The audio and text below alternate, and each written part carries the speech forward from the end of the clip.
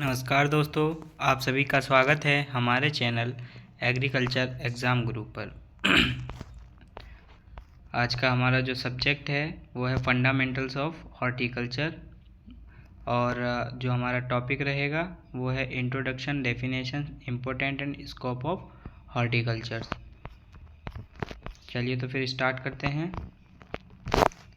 Introduction, अगर देखा जाए तो जो हमारा भारत देश है, भारत देश में कुल जो आपका जियोग्राफिकल एरिया है या फिर जिसे आप बोलते हैं भौगोलिक क्षेत्र, वो कितना है? लगभग 328.73 मिलियन हेक्टेयर है ना। और उसमें से 144 जो मिलियन हेक्टेयर जगह है जहाँ पर हम कृषि कर सकते हैं या फिर वो कृषि योग्य है। और जो 70% उसमें से भी जो 144 आपका मिलियन हेक्टेयर लैंड है, उसमें से जो 70% लैंड है वो सिंचाई से उसमें खेती की जाती है।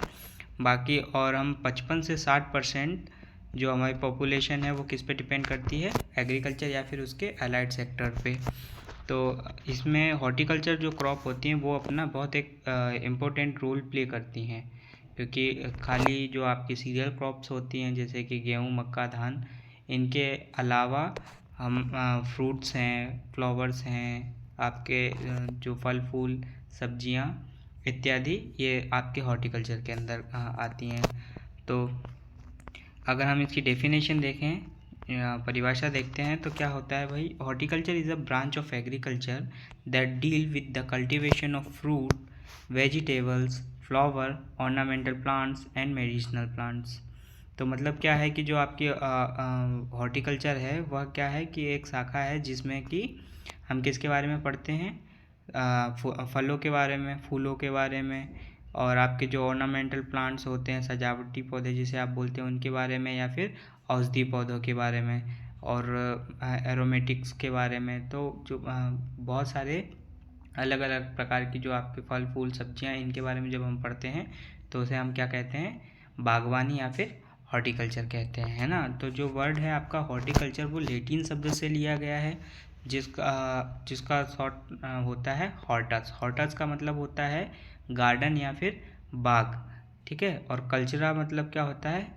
उसको कल्टीवेट करना, उगाना या फिर खेती करना, ठीक है।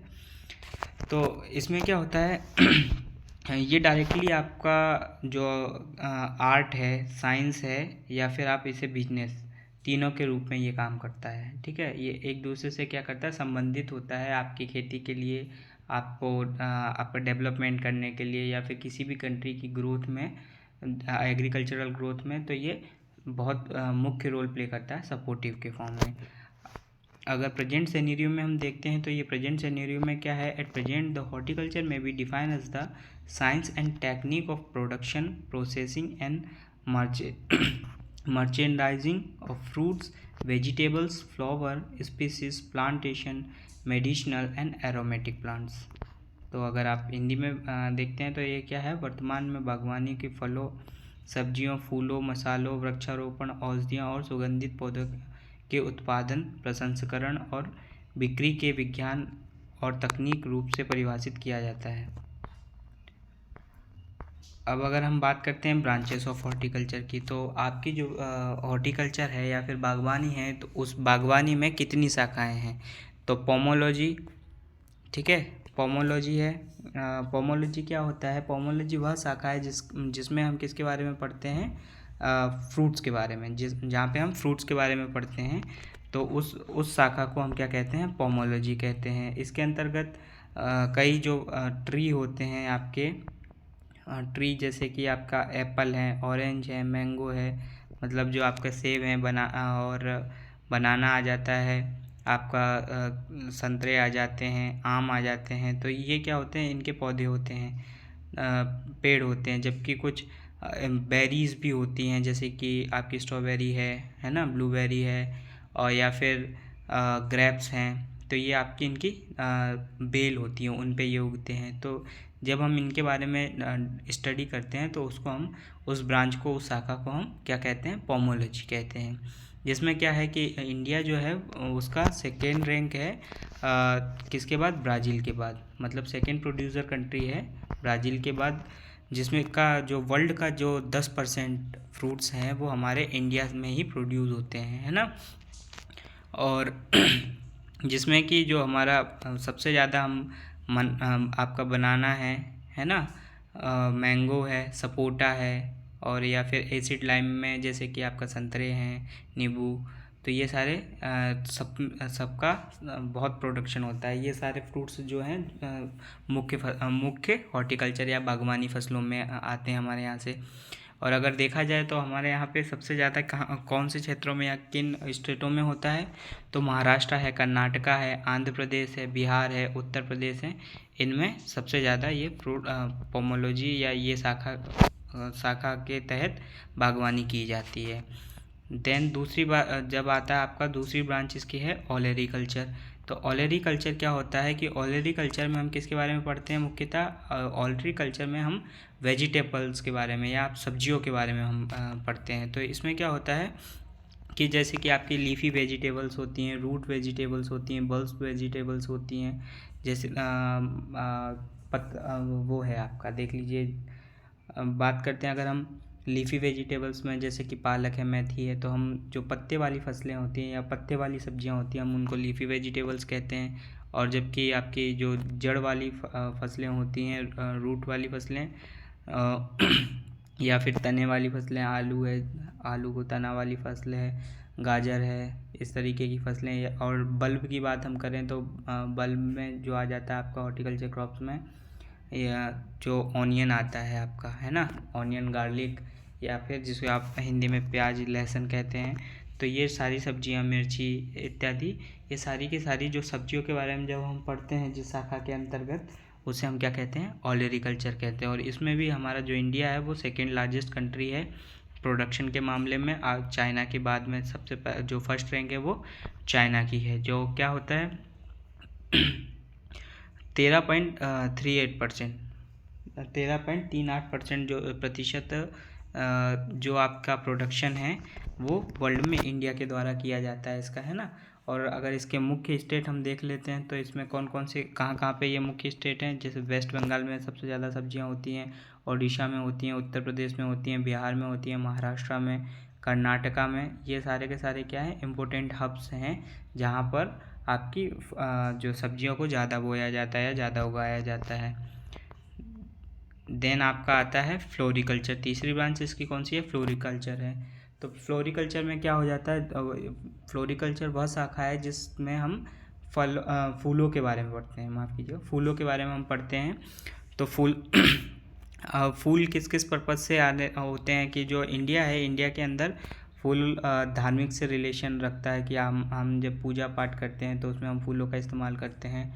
बहुत सारे कार्यक्रमों में हम फूलों का इस्तेमाल करते हैं, सजाने के लिए, सजावट के लिए इत्यादि। और दूसरा जो फूलों का मुख्य रोल होता है वो उनसे क्या होता है, फ्रेगनेंस वाले जो मटेरियल्स निकलते हैं, एरोमेटिक मटेरियल्स होते हैं, जो ऑयल निकाला जाता है, वह किसके कार्य में आता है, सुगंध के लिए। आपके यहाँ पे जो अगरबत्तियाँ, सेंट, इस तरीके इत्यादि जो चीज़ें बनती हैं तो वो उनमें फ्लोरिकल्चर का उपयोग किया जाता है या फिर इस शाखा का उपयोग किया जाता है ना। और तो काफ़ी समय से हमारे यहाँ पे फूलों की खेती होती आ रही है हमारे एशियन टाइम से। और ये क्या रिलेशन जो रखता है, हमारा जो भी संस्कृति है उससे हमारा इससे रिलेशन बना के रखता है। तो इसके जो मुख्य स्टेट हैं इंडिया में वो हैं आपके तमिलनाडु है, कर्नाटका है, आंध्र प्रदेश है, महाराष्ट्र है, वेस्ट बंगाल है, सिक्किम है, जम्मू कश्मीर है, और मेघालय है। अगर हम बात करते हैं तो किस किस तरीके के फूल होते हैं आप सभी जानते हैं, जैसे जैस्मीन है, मैरीगोल्ड है, क्राइसेंथेमम है, ट्यूबरोज है, क्रोसेंडा है, एस्टर है, एट्सेट्रा। तो ये सारे के सारे क्या हैं, इन जो कुछ ये जो मैंने आपको नाम बताए, इसके अलावा भी बहुत सारे फूल होते हैं, उनकी हमारे यहाँ पे खेती की जाती है, ठीक है। तो ये जहाँ जब हम इसकी खेती के बारे में पढ़ते हैं तो उस शाखा को हम क्या कहते हैं, फ्लोरिकल्चर कहते हैं। उसके बाद आपका जो अगला आता है मेडिसिनल हॉर्टिकल्चर। ये मेडिसिनल हॉर्टिकल्चर, मेडिसिनल या फिर मेडिसिनल एंड एरोमेटिक भी बोला जाता है। तो मेडिसिनल और जो एरोमेटिक है, ये ब्रांच क्या होती है, जिनमें हम किस तरीके की क्रॉप्स के बारे में पढ़ते हैं जहाँ जो किसी पौधे के साथ साथ कोई औषधि का काम भी करती हो, है ना। आपके बहुत सारे जो अभी दवाइयाँ बनती हैं तो उसमें बहुत सारे ऑयल्स या फिर हम सीधी जड़ों को या पत्तियों को, पौधे की पत्तियों को उपयोग किया जाता है, जिसके द्वारा क्या होता है उसकी दवा बनाई जाती है। और जो हमारे ह्यूमंस होते हैं, उन ह्यूमंस या फिर एनिमल्स होते हैं, उन सबको दिया जाता है जिससे कि वो सही हो सके। ट्रीटमेंट में बहुत बार इसका उपयोग किया जाता है ना। तो इंडिया के अंदर अगर देखा जाए तो लगभग 9500 स्पीसीज में पाई जाती हैं, है ना। और जो क्या करती हैं, मेडिसिनल पर्पज़ से यूज़ होती हैं। और इसका क्या दोनों पर्पज़ से काम आता है, ये डोमेस्टिक भी और एक्सपोर्ट पर्पज़ के लिए भी। तो हम इंडिया में भी इसका उपयोग करते हैं और बाहर भी बेचते हैं। वैसे तो हम सारी जो ब्रांचेस हैं हॉर्टिकल्चर की, बागवानी की, इनका जो प्रोडक्शन होता है उसका India as well as export मतलब विदेशों में भी उपयोग किया जाता है। तो हम उसको एक्सपोर्ट भी करते हैं और यहाँ से हम अच्छा इनकम कमाते हैं। तो अगर हम बात करें इसके एग्जांपल की किस तरीके कौन कौन से हो सकते हैं, जैसे ईसबगोल है, सेना है, ओपियम है, पॉपी है, पेरिविंकल है, कॉल्यूस है, अश्वगंधा है, और कुछ एरोमेटिक्स प्लांट्स भी होते हैं जैसे जैपनीज मिंट है, आपका लेमन ग्रास होती है, सिट्रोनेला होता है, दवाना होता है ना। तो ये सारे के क्या हैं, ये खुशबूदार पौधे हैं, इनके अंदर से बहुत अच्छी फ्रेगनेंस आती है ना। तो इनका भी यूज़ किया जाता है, जैसे रूम फ्रेशनर के रूप में आप यूज़ करते हैं, किचन फ्रेशनर के रूप में यूज़ करते हैं, है ना। तो ये जब इस शाखा के बारे में हम पढ़ते हैं, इस बागवानी की शाखा के बारे में पढ़ते हैं, तो उसे हम क्या बोलते हैं, मेडिसिनल और एरोमेटिक हॉर्टिकल्चर ब्रांच, है ना। देन आती है आपकी प्लांटेशन क्रॉप। अब प्लांटेशन क्रॉप क्या हो जाती है, तो प्लांटेशन क्रॉप वह क्रॉप होती है जैसे कि जहाँ पे हम कोकोनट्स हैं, आर्क्योनट है, रबर है, कॉफ़ी है, टी है, मतलब जहाँ चाय की खेती, कॉफ़ी की खेती, या फिर आपके जो नारियल की खेती और सुपारी की खेती, इनकी खेती, रबड़ की खेती जहाँ पे करते हैं, तो वह शाखा किसके अंतर्गत आती है, आपकी प्लांटेशन क्रॉप ऑफ हॉर्टिकल्चर, मतलब बागवानी का एक ये शाखा है। और ये मुख्यतः किस किस स्टेट में होती है, तो ये अगर हम देखें इसकी जो लीडिंग स्टेट्स हैं वो हैं केरला, कर्नाटका, तमिलनाडु, आंध्र प्रदेश, महाराष्ट्र, गोवा, आसाम एटसेट्रा। देन हम बात करते हैं स्पाइसेस। तो एक स्पाइसेस जो है, स्पाइसेस किससे रिलेटेड है, स्पाइसेस वह ब्रांच है, मतलब यह भी एक शाखा है जिसके अंतर्गत हम जो आपके मसाले होते हैं उनके बारे में पढ़ते हैं, ठीक है। और उनकी खेती के बारे में, उनकी तकनीकों के बारे में हम जानकारी लेते हैं, तो हम उसे स्पाइसेस में रखते हैं। ये क्या है, आपकी मिनी ब्रांचेस हैं। जो आपकी मेन ब्रांचेस हैं उनको हम सबसे पहला तो आपका आ जाता पोमोलॉजी आ गया, है ना। पोमोलॉजी, फ्लोरिकल्चर, ऑलरिकल्चर और मेडिसिनल, ये 4 आपकी मुख्य ब्रांचें हैं। उसके बाद ये इनकी माइनर ब्रांचेस होती हैं, जैसे स्पाइसेस है, एरोमेटिक्स है, प्लांटेशन क्रॉप्स है इत्यादि।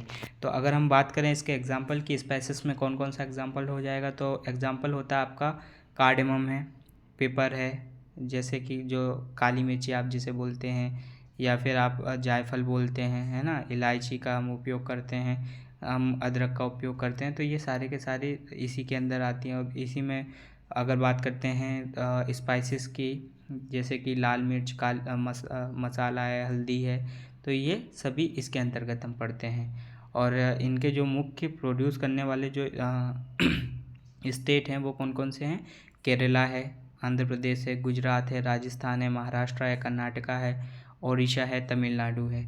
ये क्या करता है कि अगर मसाले हम वैसे तो जनरल सभी को पता है, बाकी मसालों का मुख्य काम क्या होता है, टेस्ट, फ्लेवर को चेंज कर देता है और एरोमा प्रोवाइड करवाता है। खुशबू अगर आप कुछ डालते हैं, जैसे धनिया डाला, सब्जी बनने के बाद जब हम धनिया डालते हैं तो उसका काम क्या होता है, वो आपको एक अच्छी सी सुगंध, एरोमा देती है, जिसके कारण आपका भोजन का स्वाद बढ़ जाता है ना। देन हम बात करते हैं पोस्ट हार्वेस्ट टेक्नोलॉजी। तो ये एक और इसकी मुख्य ब्रांच है, जैसे कि जो फल फूल या फिर सब्जियां बाहर हम बेचते हैं या फिर जहाँ से उगाने के बाद हम इनको क्या करते हैं, प्रिज़र्व कर लेते हैं। प्रिज़र्व करना वो प्रोसेसिंग के अंतर्गत आता है। तो मतलब हार्वेस्ट, पोस्ट हार्वेस्ट नाम से सीधा समझ में आता है कि कटने या हार्वेस्ट होने के बाद जो फसलें हैं, जो बागवानी की फसलें हैं, उनको पैकेजिंग करना, उनकी गार्डनिंग करना, उनको स्टोरेज करना, प्रोसेसिंग करना और लंबे समय तक उसको वैल्यू एडिशन देना, ये इसके अंतर्गत आता है। ठीक है, फिर हम बात करते हैं कि हमारा जो क्या महत्व क्या है, इम्पोर्टेंस क्या है हॉर्टिकल्चर का। ठीक है, तो हॉर्टिकल्चर का बहुत महत्व है, बागवानी का हमारा बहुत महत्व है। जैसे कि ये किसका कार्य करता है, ये सोर्स ऑफ वेरिएबिलिटी होता है, वेरिएबिलिटी इन प्रोड्यूस। जो मतलब आपका यहाँ पे आप जनरल प्रोडक्शन करते हैं क्रॉप्स का, उसके साथ में उनमें वेरिएबिलिटी लाता है, परिवर्तनशीलता लाता है। कैसे, जैसे कि आप देखते हैं कि आपके यहाँ पे जो क्रॉप्स बोई जाती हैं, तो मैंगो का बाग है, बाग के बीच में फसलें बो दी जाती हैं, तो उससे डबल मुनाफा होता है ना। और तो इस तरीके से ये वेरिएबिलिटी प्रोड्यूस में, मतलब एक सेम लैंड से ज़्यादा प्रोडक्शन हम गेन कर सकते हैं। दूसरा होता है कि ये किसका सोर्स होता है, as a source of nutrient, vitamins, minerals, flavour, aroma, alkaloids और लाइसिन, फाइबर एट्सेट्रा। जैसे कि आपके जो पोषक तत्व हैं, पोषक तत्व इससे आपको मिलते हैं, विटामिन्स मिलते हैं, खनिज मिलते हैं, और स्वाद के लिए स्वाद, खुशबू, एल्कलॉइड्स एट्सेट्रा। थर्ड, अगर आप देखते हैं इसका इम्पोर्टेंट, तो as a source of medicine, दवा के स्रोत में हम इसका उपयोग करते हैं। फिर अगर हम बात करते हैं तो economic, as an economic propositions as the given higher returns per unit area in term of energy, money, job etc. देखा जाए तो कि एक ज़मीन या एक लैंड का हिस्सा से हम ज़्यादा पैसे, है ना, ज़्यादा एनर्जी, ऊर्जा जिसे आप बोलते हैं, और बहुत सारी सर्विसेज या नौकरियां प्राप्त कर सकते हैं। नौकरियां इन द टर्म ऑफ कि बहुत सारे जो लेबर्स होते हैं उनको वर्क मिल जाता है, एज वेल एज जब यही प्रोडक्शन प्रोसेसिंग में जाता है, पोस्ट हार्वेस्ट में जाता है, तब भी आपको वहाँ पर भी बहुत सारे मेंबर्स को जॉब अपॉर्चुनिटीज़ मिलती हैं। देन बात आती है आपकी एम्प्लॉयमेंट, और ये क्या क्या महत्व है इसका। तो बागवानी जहाँ होती है तो वहाँ पे एम्प्लॉयमेंट जनरेशन इंक्रीज़ हो जाती है, लगभग 860 man per day annum for fruits crop as against 143 man days per annum for cereal crops, and the crops like grapes, banana and pineapple needed 1000 to 2500 mans day per annum. मतलब क्या है कि एक साल में अगर हम देखें जनरली 143 लोग चाहिए रहते हैं, जहाँ पे आपको सीरियल क्रॉप, आपकी फसलें जो होती हैं उनके लिए, उसी के यहाँ पे आपको 860 के आसपास लोग एक साल में चाहिए रहते हैं। तो मतलब क्या हो जाता है कि यहाँ पर लेबर की रिक्वायरमेंट बढ़ जाती है। जब लेबर की रिक्वायरमेंट बढ़ जाती है तो उससे क्या होता है, लोगों को आमदनी होती है, उनको रोज़गार मिल जाता है ना। और फिर क्या रोल प्ले करता है ये आपका इम्पोर्टेंट क्या है, तो effective utilisation of waste land throughout cultivation of hardy fruits and medicinal plants. जो आपकी, जैसे कि आपने बताया कि एरेबल लैंड है, जो 143 मिलियन हेक्टेयर जो है, उसके अलावा भी कुछ ऐसी जगहें होती हैं जहाँ पर इन पौधों को या फिर हम बागवानी को लगा सकते हैं, जिससे आप हरियाली बढ़ा सकते हैं। ठीक है, और उनका मेडिसिनल प्लांट वहाँ पे लगा सकते हैं, तो उससे हम ख़राब जगह से भी हम क्या कर सकते हैं, प्रोडक्शन ले सकते हैं। तो हमारा डबल प्रॉफिट हो जाता है, लैंड का उपयोग हो जाता है, एज वेल एज पैसा ज़्यादा मिल जाता है हमें। देन बात करेंगे as suitability of family income being component of a home garden. जैसे होम गार्डनिंग, अगर आप इस बागवानी के तहत हम क्या कर सकते हैं, होम गार्डनिंग कर सकते हैं, जिससे कि हम अच्छा और फ्रेश खाना अपने घर के आसपास बगीचा लगा के उसमें से भी उगा सकते हैं। तो इससे हमारा पैसा भी कम इन्वेस्ट होता है खाने के ऊपर, और दूसरा प्रॉपर फूड और अच्छी क्वालिटी का फूड भी हमको मिल जाता है इसके तहत। देन बात आती है आपका as a foreign exchange earner has a higher share compare to agriculture crop. अगर बात करती हैं विदेशी मुद्रा में, तो जो हमारे फसलें होती हैं उनके कंपेयर में जो आपकी बागवानी वाली फसलें होती हैं उनमें हमें ज़्यादा प्रोडक्शन मिलता है, ज़्यादा पैसा मिलता है, और ज़्यादा चीज़ें हम यहाँ से ट्रांसपोर्ट करते हैं। देन आपका आ जाता है as an input for industry being enable to processing specially fruits and vegetable preservation industry. तो क्या बात कर देंगे कि जैसे कि जो बहुत सारी इंडस्ट्रीज़ होती हैं आपकी, है ना, उनमें क्या हो जाता है कि जो प्रोसेसिंग के लिए, जैसे कि आपका प्रोसेसिंग में हम बहुत सारे चीज़ यूज़ करते हैं, जैम जेली है जो हम खाते हैं, तो ये सारी प्रोसेसिंग के बाद ही प्रोसेसिंग के बाद ही बनता है। तो इसमें भी ये अपना मुख्य रोल अदा करता है, और ये बहुत मतलब खाने को क्या कर सकता है, लंबे समय तक प्रिजर्व कर सकते हैं हम इस प्रोसेस के थ्रू।